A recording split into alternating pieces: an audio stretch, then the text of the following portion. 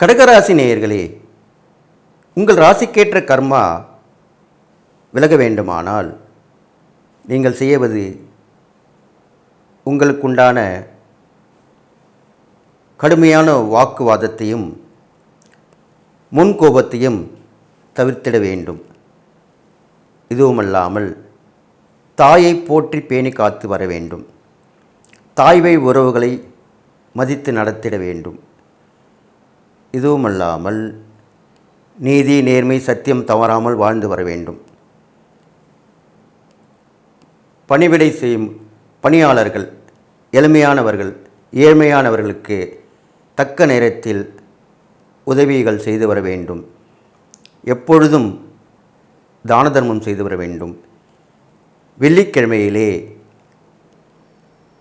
ஒரு அம்மன் கோயிலுக்கு சென்று மனதார வணங்கி அம்மனின் அருள் கடாட்சம் பெற்று அன்றைய தினம் ஒரு 11 பேருக்கு உணவும் நீரும் கொடுத்து வர வேண்டும்.